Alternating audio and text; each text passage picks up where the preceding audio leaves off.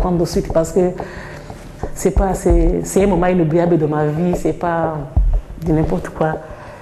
Excusez-moi.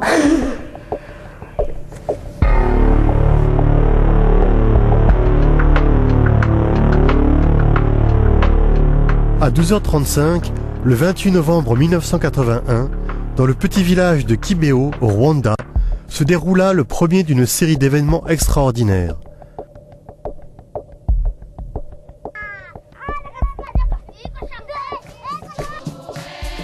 Alphonsine Mumureke, une jeune fille de 16 ans, élève d'un collège de religieuses, vit un personnage invisible pour les autres personnes.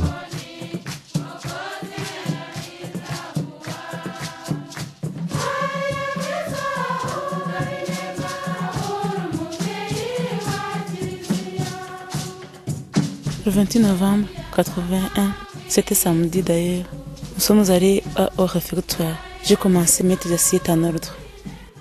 J'ai attendu une voix qui disait « l'enfant ».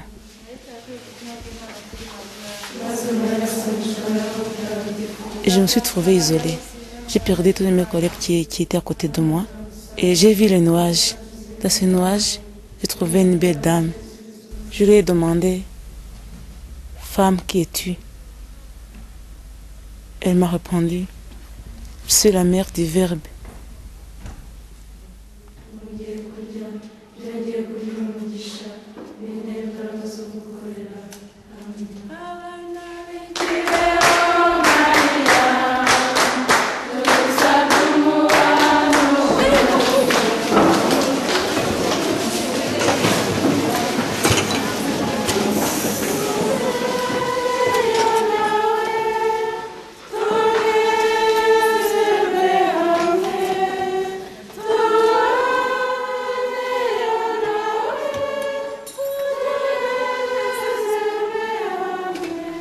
Elle était encore très jeune, elle ne pouvait pas avoir cette imagination.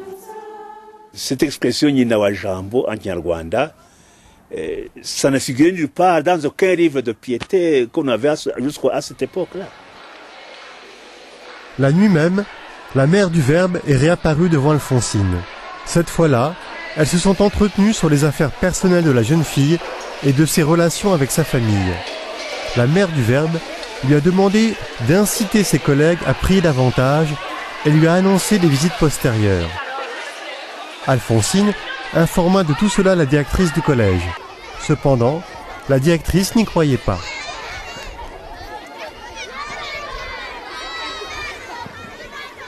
Toutes les apparitions qui ont suivi, comment elle ne voulait pas venir, elle voulait plutôt m'aider à comprendre que ce que je vivais c'était faux, de me remettre en question et puis d'arrêter ces sottises, si je peux dire ainsi. Mais je partais régulièrement quand même la voix, dire voilà ce que la mère du Verbe m'a dit. Tout le monde à Kibeho disait que peut-être qu'elle est folle, l'enfant est folle. On ne croyait pas à ça. On ne croyait pas à ça. Des fois, moi, je me demandais, est-ce que réellement Alphonsine a vu la Sainte Vierge avec son caractère brillant? Elle est vraiment active. Alphonsine en classe, elle est une élève comme tant d'autres. Alphonsine Mumureke était une jeune fille qui priait, mais pas beaucoup. Elle priait lorsque c'était nécessaire. Au départ, lorsqu'Alphonsine a eu des apparitions, nous ne l'avons jamais cru. Au début, lorsqu'on m'acculait, on me faisait comprendre que j'étais malade mentale. Mais en même temps, je sentais une force intérieure qui me faisait comprendre que ce que je vivais est vrai. Et lorsque la Vierge Marie me disait, je viens à telle date, pendant ce moment, donc il y avait ces fautes. Et déjà toute l'attente, c'était vraiment infernal, c'était pas facile. La région de Gisaka, d'où provenait Alphonsine, était connue de tout le Rwanda pour ses pratiques de magie et d'occultisme. Les gens ont commencé à suspecter qu'Alphonsine coopérait avec les forces surnaturelles du mal. Nous tous les Rwandais avons peur de cette région parce qu'on dit qu'il y a beaucoup de sorcelleries. J'avais 16 ans. J'étais dans un milieu que je ne connaissais pas. Je venais d'arriver, ce n'est pas mon milieu, ce n'est pas ma région natale. Quand quelqu'un vient devant moi me dire Je suis sûre et certaine que ce n'est pas la Vierge Marie. Je peux reprouver dans la bouche d'une personne, je crois que c'est diabolique. Je comprenais déjà que c'était des attaques. Je sentais vraiment les battements de cœur, comme c'était des coups qu'on me donnait. C'est comme s'il te frappait. C'est là où j'ai commencé quand même à prier. J'ai dit, bon, c'est Mère du Verbe, je crois que c'est toi, ce que je ressens intérieurement, c'est toi qui m'apparaît. Est-ce possible que tu te montres à d'autres qui n'ont pas de même région que moi, ma classe, avec qui je n'ai pas de causerie, si tu pouvais choisir une autre fille?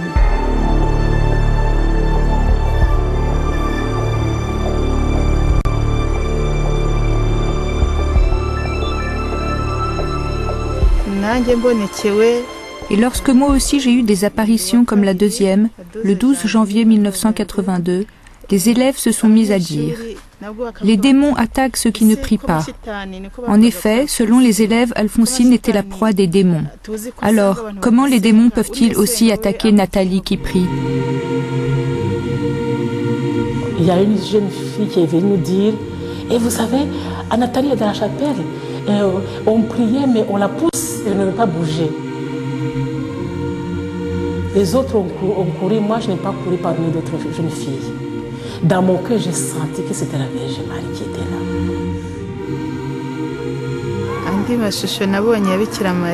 Parmi les statues de la Vierge Marie que j'ai vues, aucune ne lui ressemblait. J'ai vu que son visage était extrêmement beau. Quand vous l'observez, vous constatez qu'elle a une beauté qui surpasse celle des blanches et des noires. Cependant, ses yeux ressemblent beaucoup à ceux des noirs. Elle avait entre 20 et 30 ans. Elle était aussi comme une jeune mariée. Elle avait l'air encore très jeune. Elle a dit « Le message que je vous donne n'est pas destiné pour vous exclusivement, c'est plutôt un message pour le monde entier. Ce que je vous dis, je ne le dis pas à vous seul, je le dis à toutes les personnes de la terre. » Elle a dit que les gens vivent comme ils veulent.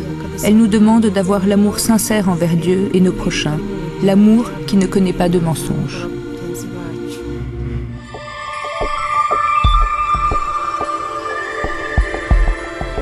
Mes camarades étudiantes et la directrice, la direction de l'école et les professeurs ne comprenaient rien de tout cela jusqu'en 1982. Ils nous persécutaient. La directrice disait « Vous êtes en train de causer l'insécurité dans l'établissement. Je vais vous renvoyer. » Mais la Vierge a continué d'opérer les miracles. Les étudiants, la directrice et certains professeurs se sont convertis.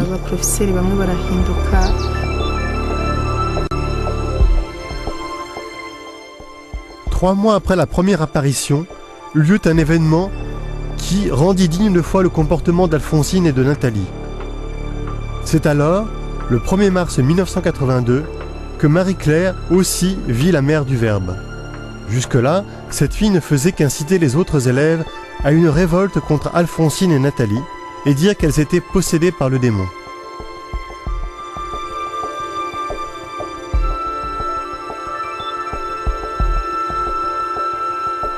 Alors c'est en ce moment-là que les enfants du collège ont commencé à dire « Ah, ça, c'est quelque chose d'extraordinaire » puisque Claire, qui persécutait Alphonsine, a aussi une vision. Alors, d'après ce que m'a dit Alphonsine, Marie-Claire est venue l'embrasser, disant que ce qu'il disait, c'était vrai, c'était juste. Les nouvelles sur les événements extraordinaires de Kibéo se sont vite répandues dans tout le pays.